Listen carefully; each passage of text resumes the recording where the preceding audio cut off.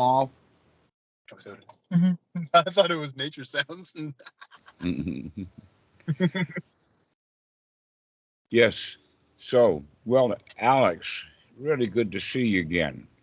Good to see you too, Dhammarato. You you were talking about um, the issue of being on a group with new students or people who hadn't been in the Dhamma before, and looking for ways of talking about it so that it would land for them.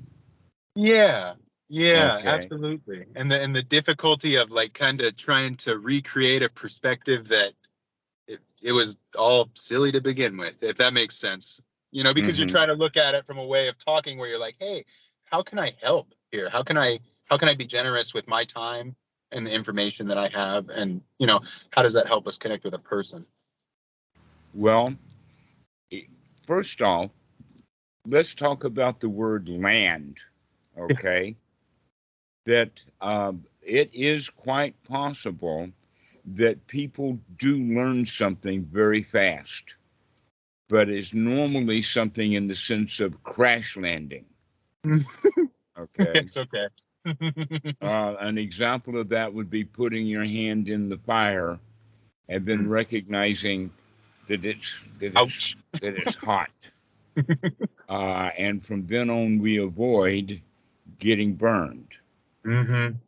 Another one would be, and we do it almost automatically. We don't have to think about the fire being hot and that I should avoid it. We do that, it gets wired really deeply. Another example of that is how to hold a knife.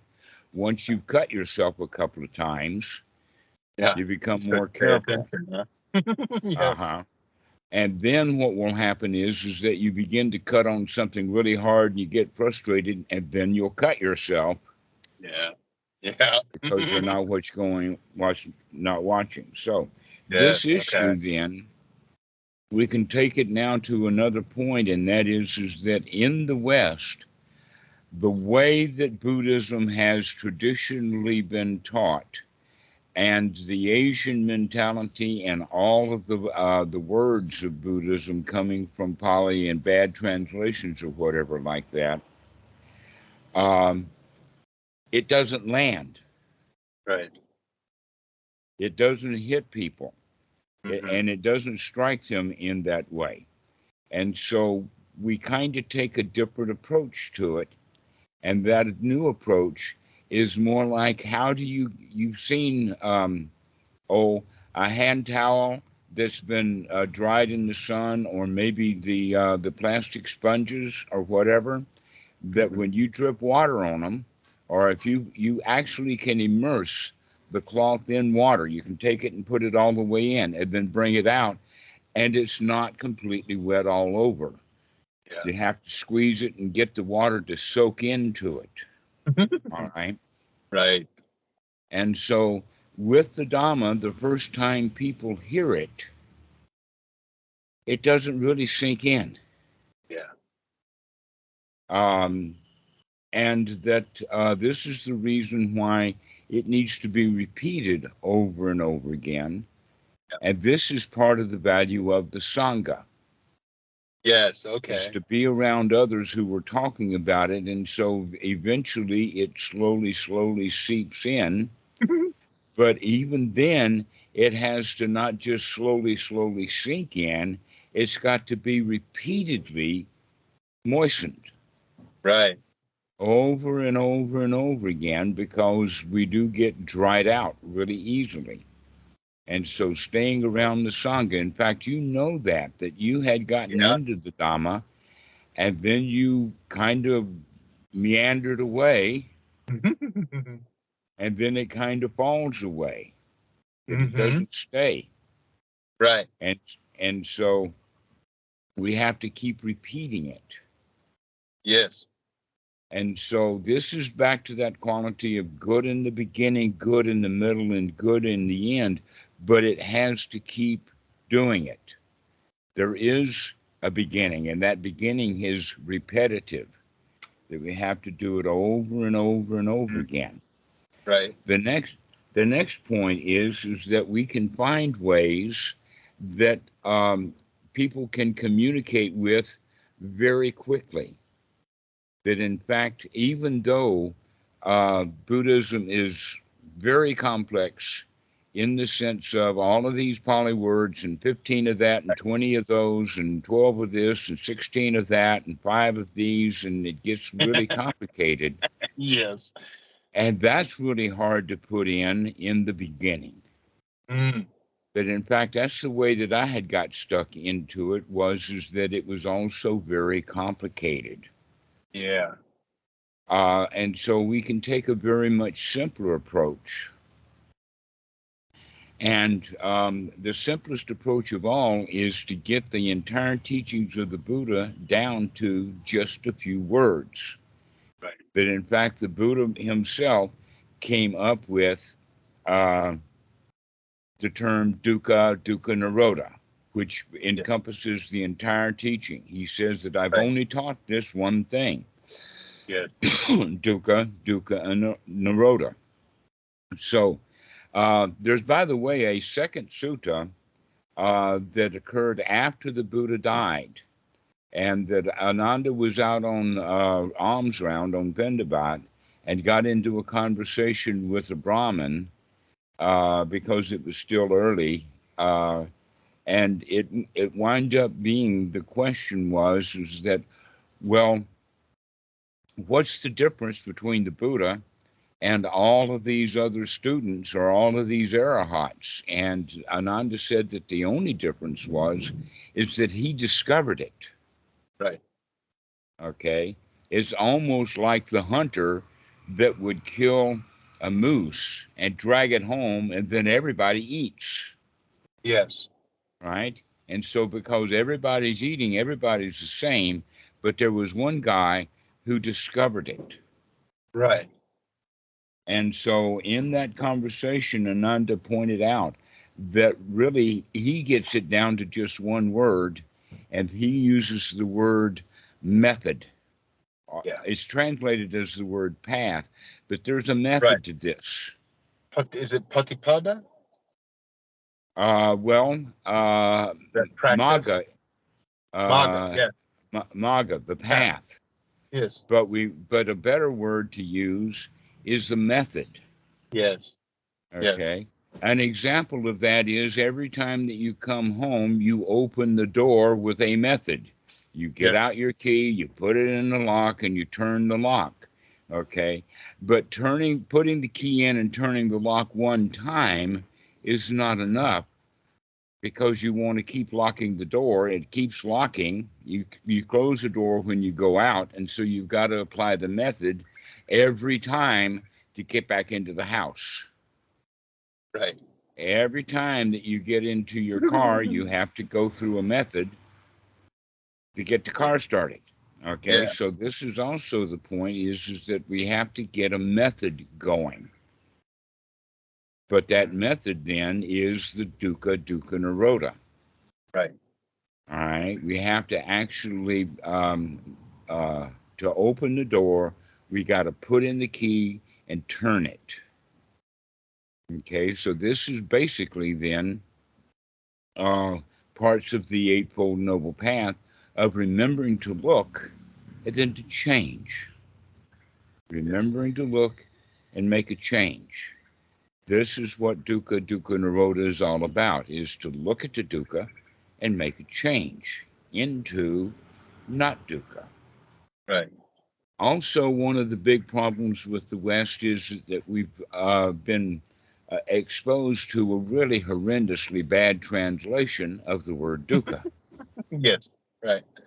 Yes. That if you walk down the street with pamphlets, handing them out and say, here's a way for you to stop suffering, people are not even going to bother read those. Just say, I'm not suffering, I don't want it, Yep. right? Mm-hmm. Right. Uh, and so we have to approach it a little bit differently, because dukkha really doesn't mean suffering, it means dissatisfaction. That we're Satisfaction. not just completely, we're not suffering, but we're Right. still dissatisfied. Right. And so coming out of dissatisfaction into satisfaction is the whole teaching of the Buddha. Right. This is exactly why I like the phrase that comes out of songs. whatever phrase it is, there's a lot of music that people are familiar with and that they know what the meaning is, and all they have to do is remember to apply it, to put that key in and turn the knob or turn the lock and open the door. And so one of the frames that I like to use the most is don't worry, be happy. Yeah.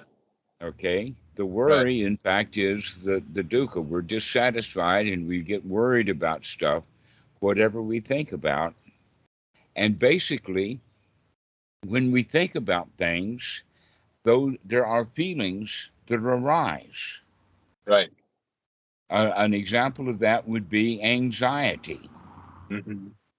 And so, if we can see that we are causing ourselves anxiety by having the kind of thoughts that we have, then we can change those thoughts to eliminate the anxiety. Mm-hmm. Now, you could say then that the same thought either could be positive, it could be neutral, or it could be dissatisfying. Mm-hmm. That it's the same thought. You can't say that, oh, this thought is always going to be one thing. Right. We're going to have different feelings about the same words that we use. Now, there are sometimes we can pretty well guarantee that we're going to have a certain kind of feeling with certain kind of words. But that's really not always the case. For instance, I can think of having revenge for someone and feel good about it. Mm-hmm. Or I can have thoughts of having revenge for someone and it's kind of neutral, nothing there. And then I can have those same thoughts and work myself up into a really angry place.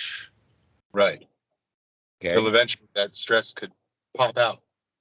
hmm So when we go for beginners, what we need to do is to introduce the Dhamma so that they can get uh, it into that positive or happy place. For instance, the song Don't Worry, Be Happy is a happy little song.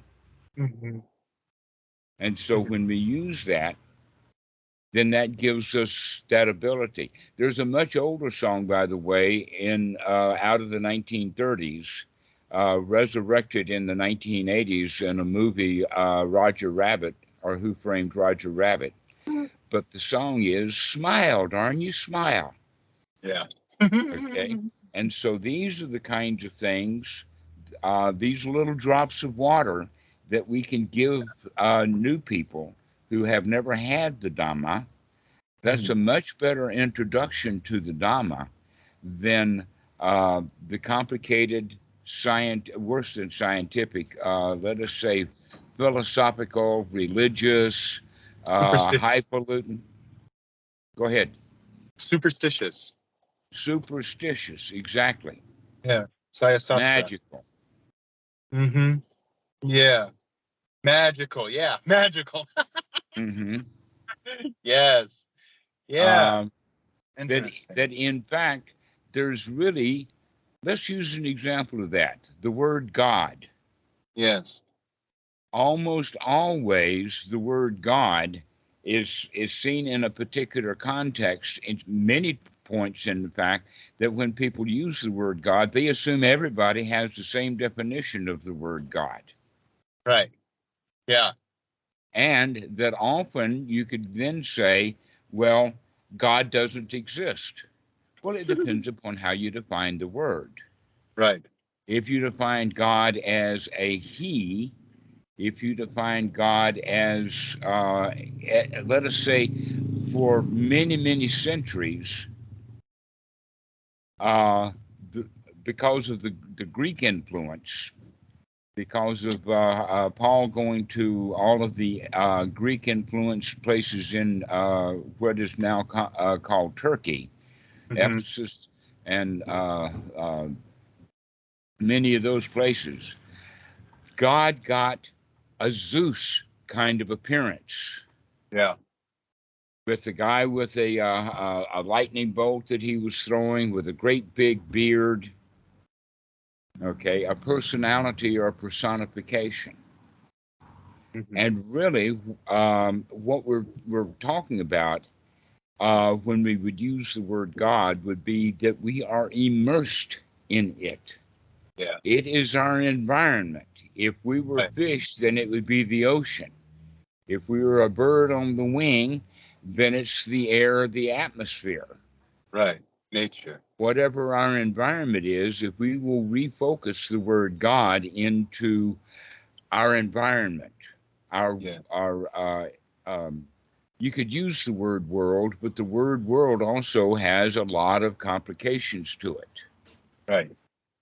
Um, and so when things happen that we don't understand, we can go ahead and use words that people commonly understand, but we're making a small change to it.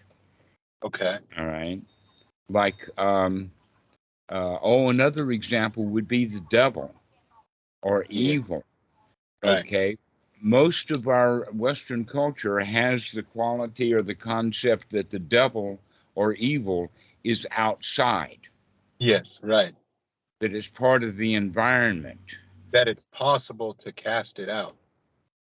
Yeah, that it's possible to cast it out, but you don't have to cast it out into the environment.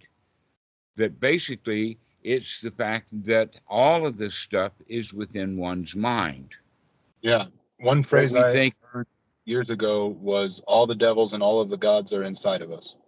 hmm specifically the way that we think, Yeah. that evil is because we don't like something. Mm. Yes. Right. Okay, and And we instead of start to seeing rally. right, then instead of seeing the evil as my attitude, we Mm. see evil as that which we don't like. Okay, I don't like that, therefore it is evil, rather Right. than recognizing that the evil is that I don't like it. Right. And that we did that. That arises Hmm. within us. Yeah. That Hmm. when we think about it, when we stop trying to divide minds, when we just think about mind, mind does that. The mind That's does what that. it learned how The to do. mind creates God. Right. Yes. The Yeah. mind Right. creates evil. Mm-hmm. And that in fact this duality that we have, that comes, the Buddha talks about it in the sense of this is Vedana, this is the feelings.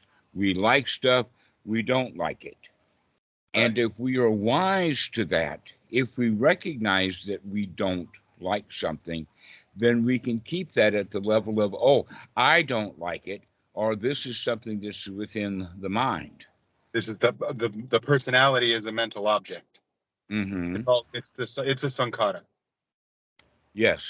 Yeah. But there are two different kind of big mistakes that can happen when we are ignorant of the way that we feel. One of those ways of being ignorant about the way that we feel is that if I like it, then I want to like it a lot. I want it close. I Yeah. want to own it. I want to bring it close and keep it close. Agreed. So part of the ignorance is that if I like it, I'll like it forever. Right. Now, divorce is a good example of why that's not the case. Yes. Right. Hmm. That if the world is at war, it'll be at war forever. If we're at peace, it'll be peace forever. Right. And so that's what we want to say is if I like something, if I like that girl, I want to get close to her and keep her close. Yes. The next part of that is that I own it. It's mine. Right. But that whole sequence of events is based upon one kind of ignorance. There's another kind of ignorance, and that is that if I like it, it must be good. And if I don't like it, it must be bad. We Yes. give our feelings away to the object. Right. I like it, therefore it makes me feel good, Right. rather than just recognizing that the liking is something that happens on the inside. Yes. And it has an I, intentionality to it. hmm? It's intentional. Most of the time it's intentional, but even the intentionality is ignorant Yes. because we still place it on the outside. Right. That in fact, there is a passage in the Bible in Genesis about Adam and Eve. It's probably one of the most famous stories there. And one of the important points of it is that the Christians go off on they disobeyed God. Right. Well, God didn't make the commandment. Then the Christians get all hung up about it is that, well, why did God put that tree in the garden? Hmm. Okay, without understanding that it's actually a metaphor. The Hmm. tree wasn't in the garden. The tree was the tree of knowledge of good and evil. Yeah. Okay, so what we're talking about is that humans ignorantly want it to be a tree in the garden, to where in fact it's our own liking and not liking that we've ignorantly gone to, that if I like it, it must be good, and if I don't like it, it must be bad. Yeah. One of the other things I hear in that story is the idea that the tree is a path to a fruit, and that that fruit is the judgment of good and evil. And when we eat from that fruit and follow that path, we die that day. Mm-hmm. Yeah. Exactly. That's it. That Yep. our paradise is destroyed through our Yeah. own judgments. As soon as we eat that fruit. We destroy it. Okay, so how then can we teach this to the beginning students? That is the part that That gets me because it's such a big perspective shift sometimes. I wonder how to talk from this is what I was talking about with, like you said, landing. I wonder how to talk from a place that is not so far out. It feels so far out sometimes. I don't know. Does that make any sense? yes, it does. It feels far out, especially when you're trying to talk to somebody who they seem to be very far away from the actual teachings, Yeah. because of most religions, they see it on the outside. They don't Right. recognize that God is all over the place. I mean, he's in the bowels. In fact, using the word he is Yeah. part of the problem, because that Yeah. puts it back into personification. Yeah. They, Anthropomorphization we of. personify God. We Mhm. make whatever is happening as a personality that is taking a deliberate action that's causing us pain. Right. Yeah. And so, why did God put a tree in the paradise and then forbid people to eat it, Right. the fruit of it? All right, not recognizing that Adam and Eve themselves created through their ignorance Yeah. their Right. feelings, Yep. and so it's our Ignorance of the feelings. way things are. hmm So Yeah. we can approach it then in the sense of helping people to understand that they've got a choice, that they can either feel good intentionally or feel bad because they're in the habit of feeling bad. Right. Because no one would make the intentional decision to feel bad. We make that ignorantly.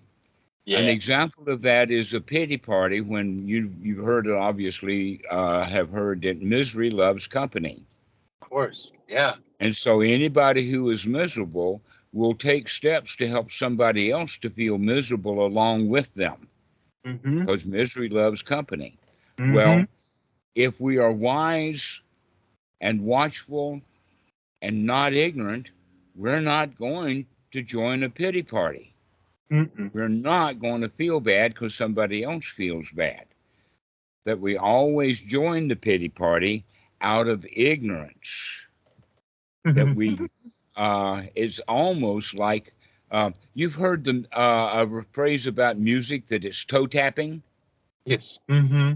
You know why that? What is that people like the music, and so they fall into the rhythm with it. start All keeping right. time. We fall in line, we fall in rhythm with things, and we Yeah. do it automatically. We're not wise to what we're doing. It's all Right. done in ignorance. And so, this is why the sati, to waking up and taking a look, will take us out of ignorance. We can start watching what we're doing. And so, this is the kind of language that we want to use with beginners, is that they've got a choice if they know that they've got a choice. If they Yeah. don't know they've got a choice, then they have no choice. Yeah, absolutely. Absolutely. If they don't know that they've got a choice, they have no choice. And is this why the Buddha would talk about generosity often when he was opening up for crowds? Mm-hmm. Yes, that's a good introduction to the Dhamma. Um, is to talk about things that make people feel good. Right. Getting a freebie. We always like to have a freebie. Yeah. An Yeah. example of that would be a smorgasbord or a buffet where you can get all you want to eat, and it's especially good if somebody else paid for it. Yeah. Okay. That we always like to get something for free Yes, right.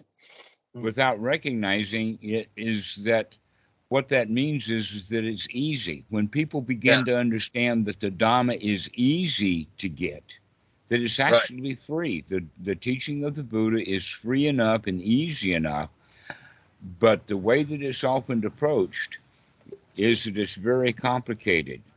Yeah.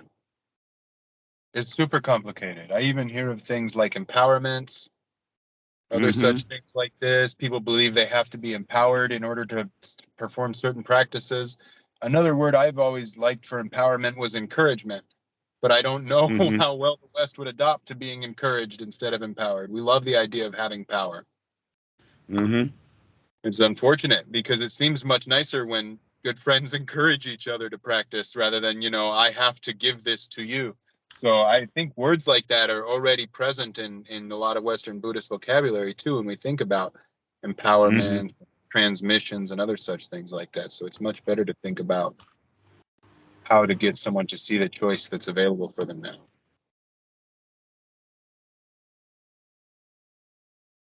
Well, if we can keep the language very simple, Yeah. keeping the language very simple in the sense of helping people to recognize that if they are watching what's going on, if they can see, then they can see choices that they had. And if they don't see, then they don't have any choice. Right. So often people get worried and they don't even know that they're worried. Right. And so helping them say by don't worry, be Yeah. happy. Mm-hmm. Presents the And whole they thing. say, well, I'm not worried. Right. And then you can say, well, be happy.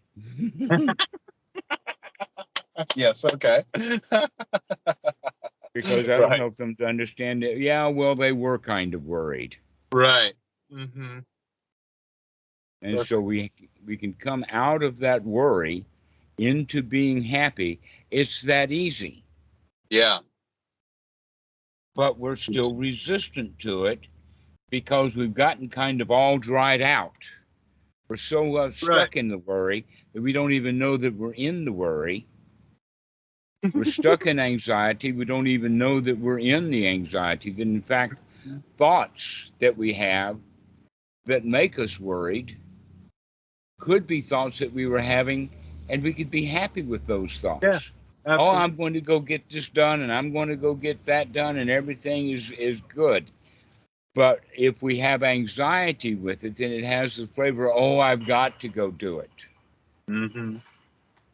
That we do things because we're told to do them rather than doing things because they're fun. Yeah. Right.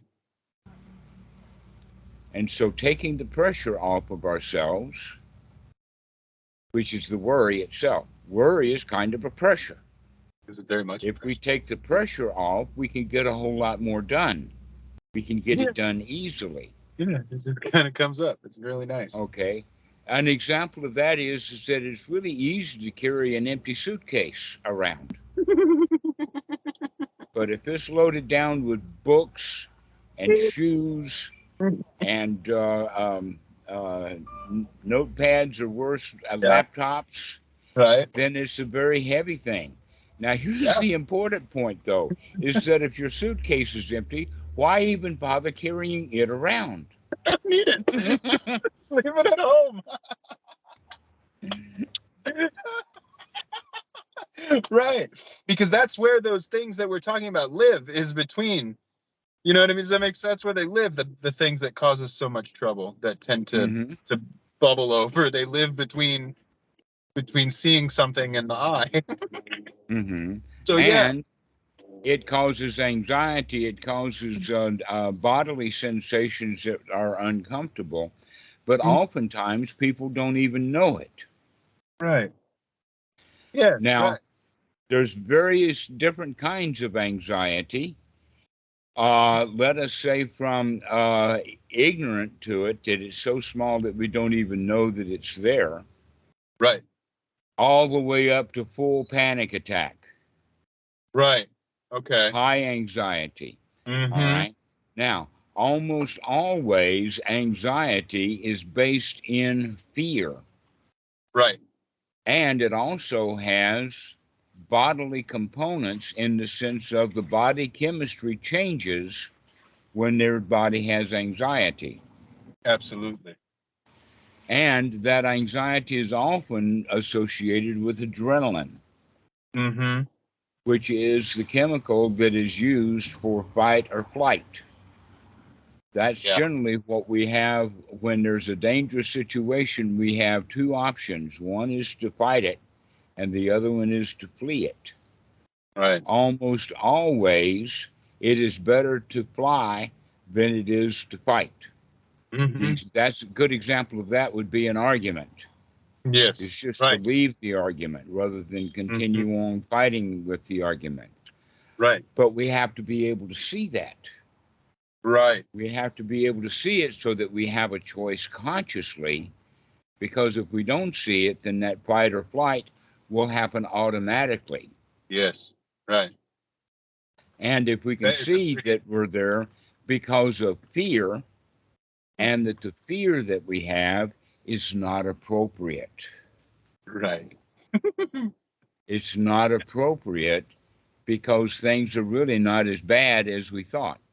No. That's where the teaching of the appropriate attention comes in, doesn't it? Mm-hmm. Uniso manisakara. If we pay attention to this, this arises. If we pay attention to that, it goes away. Mm-hmm.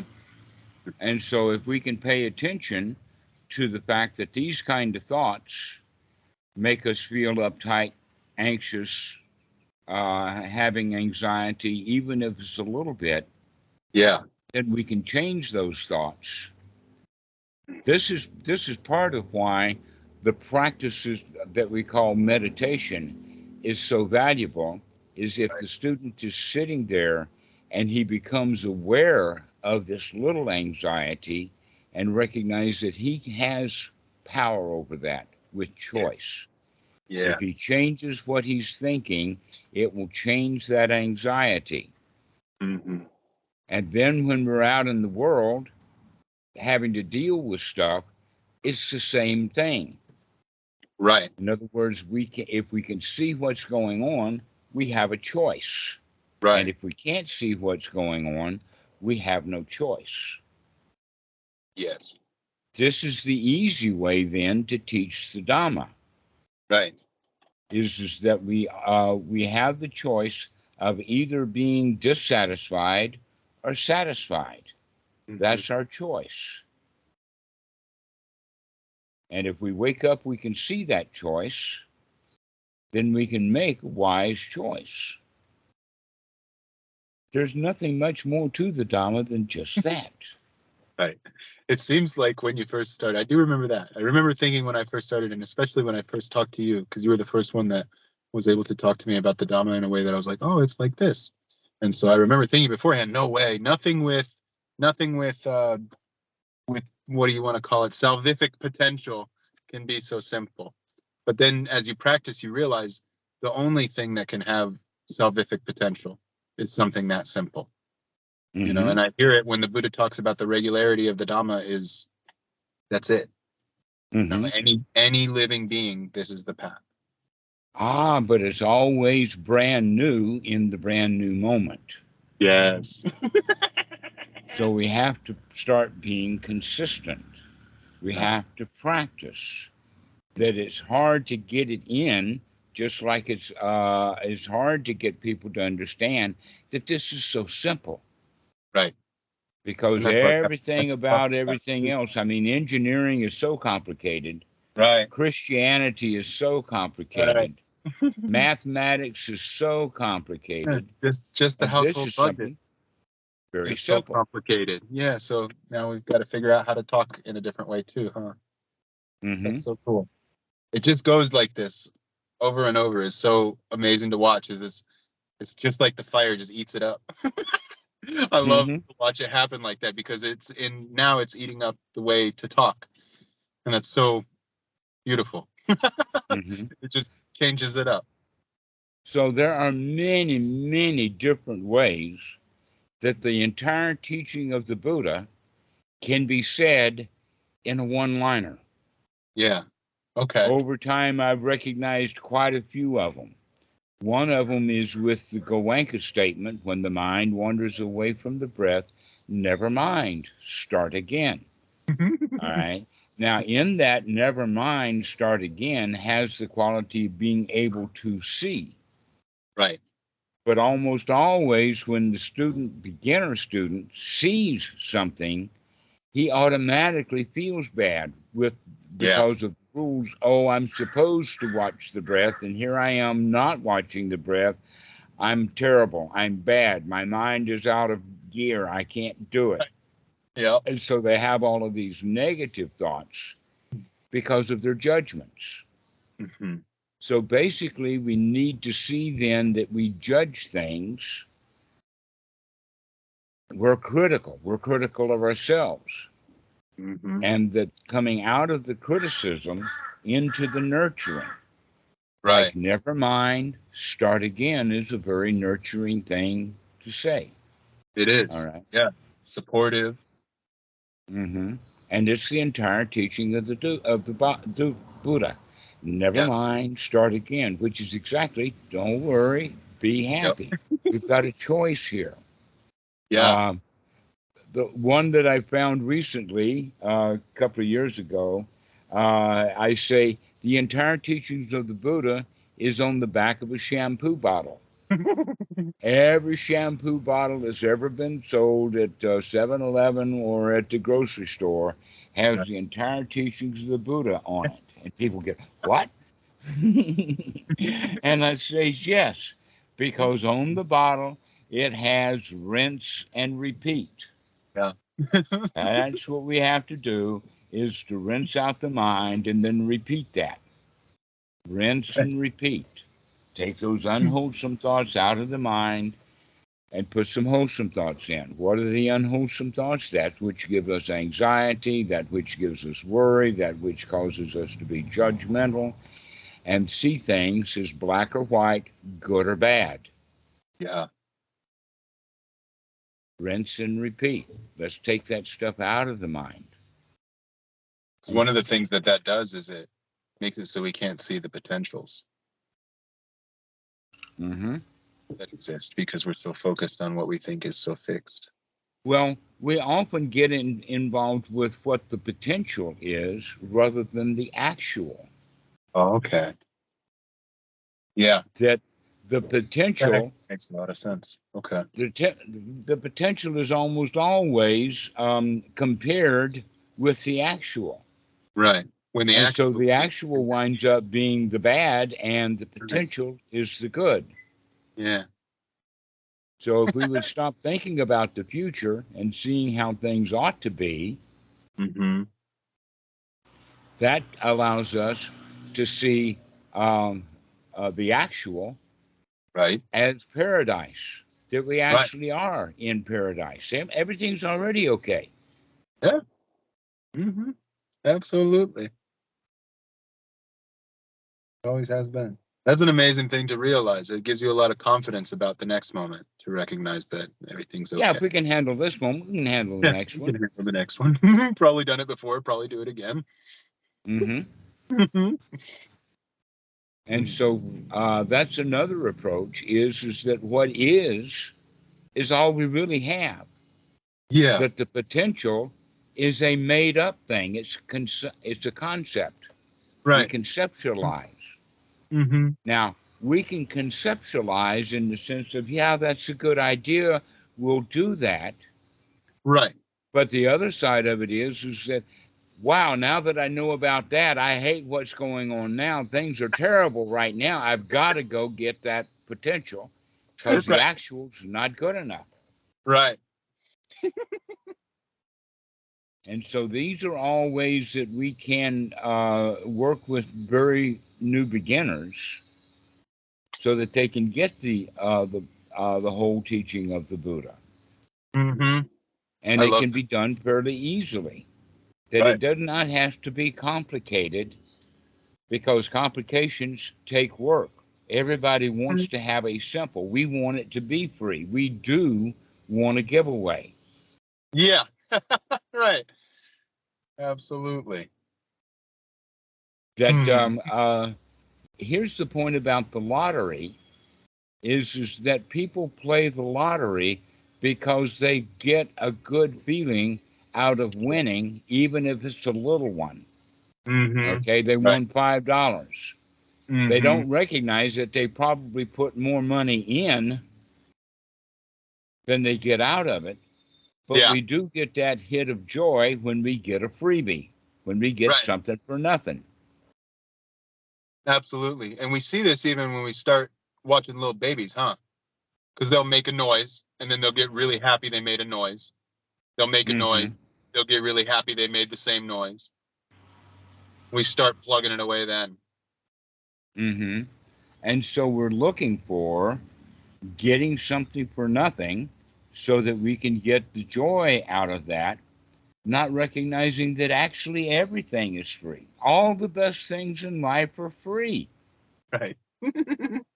They happen. Yeah. The air is here. Take a breath. Mm-hmm. Right. Oh, man. And so everything winds up being very simple, and that makes it, let us say, useful, valuable, and worthwhile in the minds of people, because we're looking for something easy, something free. And the Buddha Dhamma is free. Mm-hmm. It's free this moment, it's free next moment. The question is whether you remember that you've got a choice or not. Yeah, right. Because that's really sati, is remembering the teaching in each moment. Mm-hmm. Remembering that you've got a choice. Yeah, right. Look at what you're doing and make a change, because you've got a choice every minute. Right. So for the beginning meditator, when they're sitting there and they actually begin to experience that they've got anxiety, that they carry it around most of the time and they don't even know that it's there, but when they sit down in meditation, the anxiety will manifest itself. Not that the anxiety is greater, but that there's nothing happened to cause the anxiety that they can see. And so they recognize the anxiety is there without recognizing actually that they... Go ahead. Seclusion. Pardon? Seclusion. If you sit in seclusion, you notice this ain't from anybody else. Right. Right. Yeah. And then That they you get can't to see blame it the again. outside world. That evil is not out there. Meditation retreats can be troublesome, huh? Because people will start picking on people for, this is because they sneezed, or this is because that person their aura is off, or something silly. But if they go in and they sit at the root of a tree and there ain't a darn being around them, there's no chance for that to happen that way. For that concoction. Okay. And I see that. And then they can see this anxiety, Yeah. and they don't know where it comes from, without recognizing, as the Buddha said, that the mind is fast. Yeah. That you can have the flash of an image, and then create the anxiety, and then we That's see the law. the anxiety and we don't recognize that it's because we had a thought. That thought may Yeah. have been a really quick, short one, Uh-huh. but what we can do now, actually, after we see the anxiety, we can say, wait a minute, there's no reason to feel anxiety. Everything is already okay. We take a deep breath, and that anxiety can be dealt with in 10 or 15 seconds. Yeah. There, We it's just have gone. There's nothing to it. Why? Because we've made a change in the way that we're thinking. right. Right. All right. So let's use an innocuous thing. Okay. Uh, uh, some sportsman, um, uh, Johnson, I think that there's guys named Johnson who are I'm sure there must be, right? okay, and we can say he is a good football player. Mm-hmm. We can say he is a good football player and feel really good about that because we Right. like him. We Mm-hmm. can say he is a good football player and feel neutral because we don't think about sports at all. We don't care about it. Or we Right. can say he is a good football player and fall into deep anxiety. right. And so it's not that surface level thought, but right. it's the underlying tendencies that go with that. yes. All Of right, it's the underlying stories or the underlying rules that the Buddha talks about, our attachment yeah. to how things should be. That's our judgments. Right. Okay, so if our underlying rule is that I like sports and I like that team, then when we say he is a good football player, we'll feel good. But if we have no underlying tendencies at all about it, then we say he's a good football player doesn't mean anything at all. Right. But It's if we the have the underlying tendency that, in the sense of, I should be a good football player too, and I'm not. So when we say that to ourselves, he's a good football player, the anxiety will arise. yes, it will. Right. Because And we so think at it's that point that there's a and so we have to be careful when we say that our thoughts cause anxiety right. because it's not really the thought itself, it's the underlying rules that we made about it Yeah. that will color the thoughts that we have. Right. Because that's the holding. Yeah, we hold on to that. Yeah. That's the clinging to the past Right. about how things should be. Yeah. Could it And that also when cling we, to imagine future? pardon? Could it also be clinging to imagined future, which really is Yeah, just the yeah, past again, right? yeah, the future is always the past. Right, because it's just a projection forward of things that we think happened in the past, when really every time we recall them, we Hmm. make them back up anyways. Right. Here's a Yeah. good example of that Einstein came up with the general theory of relativity and time and space being interconnected Right. because he was worried about gravity because Newton's law of gravity didn't work. Right. Einstein would have never come up with his ideas about general theory of relativity and a Yeah. special theory of relativity if he had already not had a problem from Newton. Right. And the problem from Newton made it so that Einstein posited self on a bunch of metaphysical phenomena. Hmm. And Uh-huh. so now all of the astrophysicists, the James Webb is starting to prove that Yep. all of the physicist ideas about the Big Bang theory and a lot of the stuff that Einstein had come up with was Yeah. wrong. Right. And the reason for it is because now the James Webb telescope is showing them things that they could not see before, and yet modern astrophysics is still clinging to the past. They don't just look, oh, this is what it is now. Right. They have to take that and try to fit it in or It pack it in to came their before. past. Yeah, with the Silabata Paramasa. Now, how can we teach that to the brand new student? that it's the past, it's the way that the rules, the laws, the way that it should be. Right. That things are always brand new. Yeah. We have to look. If we observe, if we look, if we can see what's going on now, we can make decisions about what's going on now, Yeah. including that anxiety that rose, let us say, because somebody said, or we heard, or we said to ourselves, he's a good football player, and now we feel bad. Right. What can we do? We can say, well, never mind, I don't have to care about football right now because there's no football here. There's no football on the porch here. Why should I be thinking about football? That's the footballs that I have in my mind are all old footballs. They come from the past. Right. Let me think about what's happening here now. Yeah, because that's the And great so trick that's of the mind, huh? Pardon? That's one of the big tricks the mind has going, is that it makes it so that it feels like everything everyone's doing everywhere else is more important than what I'm doing right here and right now. Whether it's Well, a football player and that's one kind of attitude. Other people have the attitude of whatever is happening out there is not nearly as important as what I am thinking about. true. Right. Which feeds it up anyways, huh? Does the same thing. And then there's the other possibility is we're not giving any thought about what's going on out there.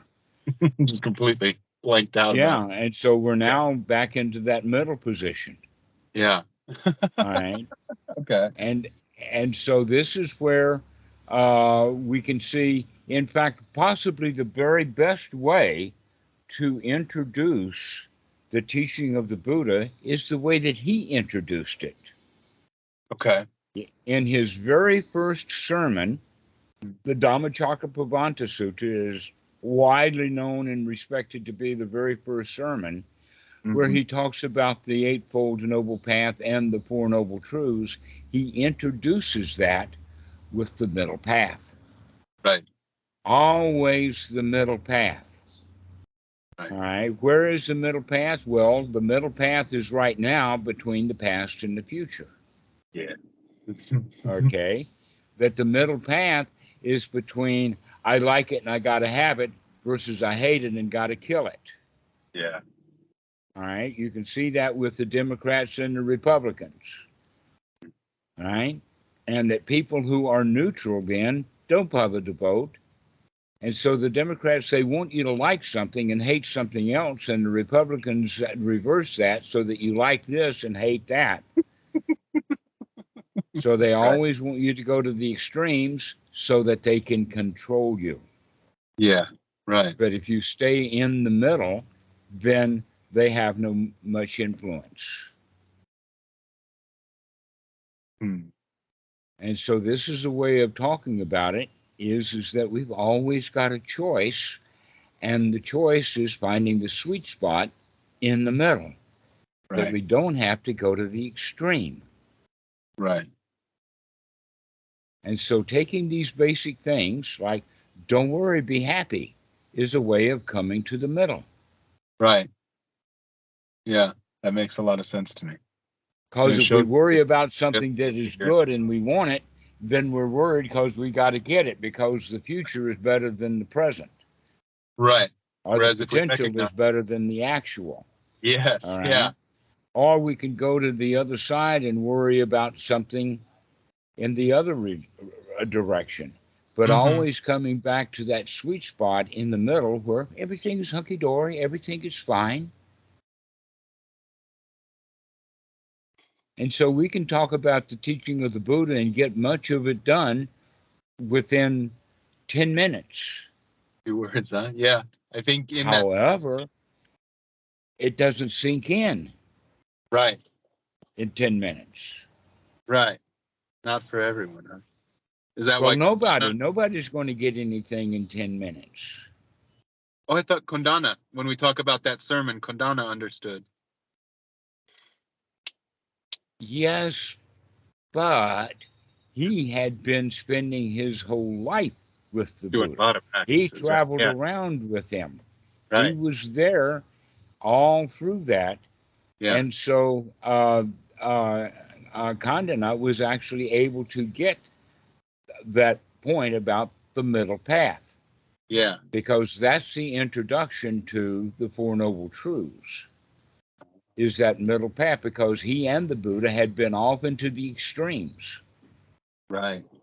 The extremes of the jhanas and going to those high jhana states, as well as the extremes of self-flagellation, uh, uh, uh, taking the hard way, starving himself, doing barefoot everywhere, Right. etc., like that. And so the Buddha allowed people to have footwear, but it was always in the middle. That there's Yeah. only a certain time of day that you walk barefoot, and that is when going out on Bendabat. But the rest of the day, it's okay to wear shoes. Another kind of middle path would be eating once a day. You know, people talk about how wonderful fasting is. Well, all we need to do is to practice fasting once a day. Right. But we can practice that every day. That one of the great benefits of practicing eating one meal a day is that we can deal with hunger to the point that we're not hungry anymore. Mm-hmm. That in fact, this is one of the things that Cathal is dealing with at the Wat. He's new to the Wat, new to eating once a day, and it's in the suttas to where the Buddha allowed the monks to take the food with them. If they have, let us say, a bowl of food, they can eat most of it and then take some back with them, so when they're hungry, they can have a little. Mm. Because they're dealing with it in the sense of only when one is hungry. And Yeah. pretty soon they can learn to deal with the hunger by not having any hunger. They're not hungry. They don't get Right. hungry in the day, but if you do get hungry, go ahead and eat. But we only eat once a day if you're not ever hungry. Yeah. Hmm. If you're not ever hungry, you still need to eat, but we Right. don't have to go on a 30-day fast. I Right. think in my life I've done 2 7-day fasts and a 30-day fast, but I don't see any value in it anymore. Yeah. That they were talking about it, but fasting throughout the day and eating one meal a day, that's the middle path. Right. And so learning to deal with everything in the middle pathway is will take us out of the dukkha into the dukkha nirodha, because the dukkha is always at one extreme or the other. It's Right. either good and I want it, or it's bad and I got to get rid of it. Always based on ignorance. And so waking up and recognize you've got a choice, and the best choice is always to come back to the middle position. Everything's okay, everything's fine. Right. And that's the way of dealing with anxiety. Mm-hmm. Yes. Easy to do. Yeah. You just got to practice it. Mm-hmm. Every new moment is a new moment, and it's a new opportunity to wake up, take a look, and to make a new choice. Okay. Every minute is a different minute. To wake up, take a look. Make a choice.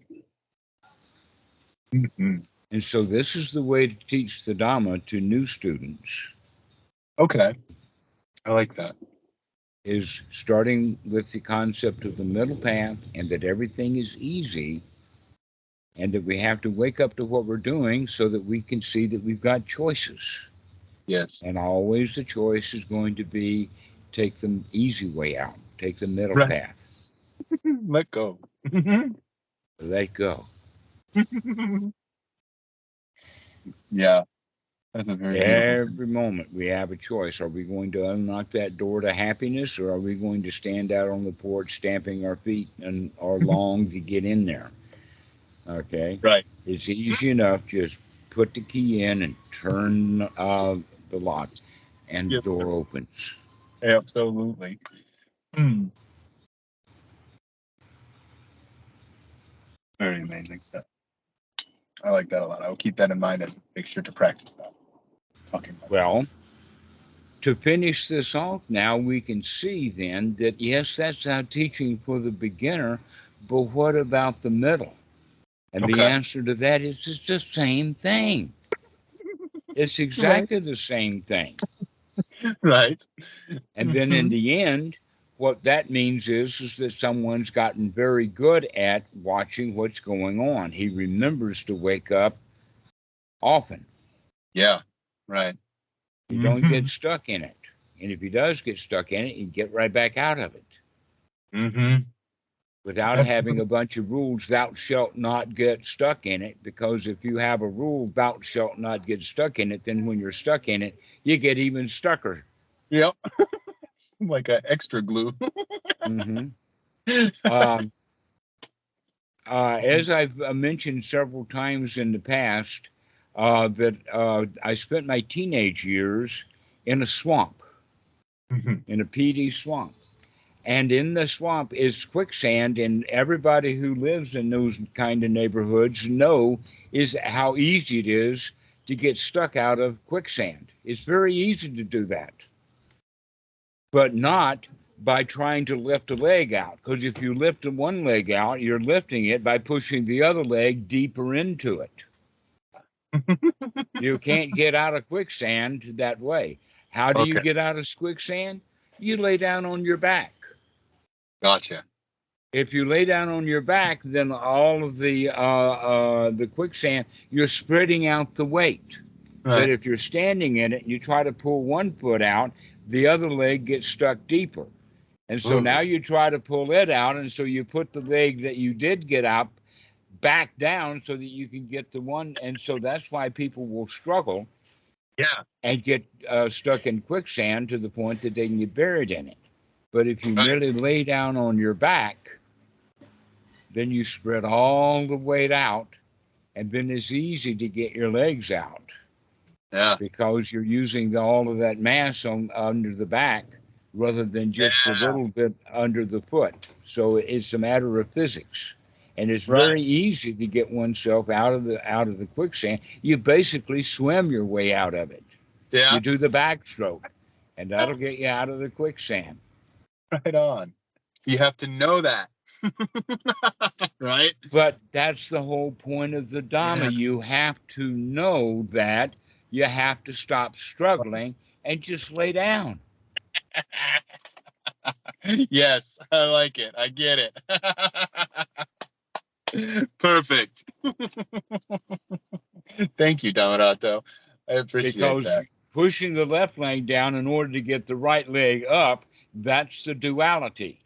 Right. And in order, and then you reverse that, and that's why people get stuck in the mud, is because of that. And Yeah. if we would just lay down, everything's all right. See how it Instead of is. trying to fix things, we don't Mhm. need to fix it. What we need to do is to make a change about the way that we feel about it. And we can talk ourselves into feeling good by making sure that it doesn't matter. It's not important. Yeah, just Right. lay down. Yep. Lay down. Spread out the weight. Yeah, just lay down and spread out the weight, and everything gets really easy. Mm-hmm. And we That's do that in the beginning, we do that in the middle, and we do that in the end. And so it's good in the beginning, it's good in the middle, and it's good in the end. That's my But the favorite. way that Buddhism is taught is really complicated in the beginning. It's really hard work in the middle, and nobody's ever seen the end to it. Yeah. But if Yes, you can sir. teach the Dhamma so that it's very easy in the beginning, Yeah. taking the middle path, laying down, just enjoying yourself, then it gets easy in the middle because you're getting fairly good at it and you can see the depths of how this teaching actually works. And then Right. it's really good in the end because now you're watching. Yes. What a great time. How beautiful. Yeah, that was a very great talk. Thank you so much, Dhammarato. I appreciate that talk immensely. It's very helpful. I love Right. all Not the only is it helpful for you, but then when you get around starting to teach the Dhamma to others, you recognize, oh, there's a very easy way to do it. Mm-hmm. To Yep. recognize that there's a middle path in there, an easy way out to avoid the extremes. And we can do that if we can wake up and recognize we've got that choice. Yes, sir. How nice. I love that. So why don't we finish this call now? I think that we've really gotten this one. I think so too. Thank you, Dhammarato. This is a good one. Excellent. Thank you, my friend. All right. Well, we'll see you later. And thanks so much for your participation on the Skype. You're very good, stable force. I really like the stuff that you're doing there. I appreciate that, Dhammarato. I'll make sure to keep it up. And I'll go on the website and fill out those fields too. All right, great. Send some messages. Say hello to the folks. Make some comments. That kind of stuff. Let's get this system active. Yes, sir. Absolutely. Very good. All All right. right. See you soon. Okay. Bye bye.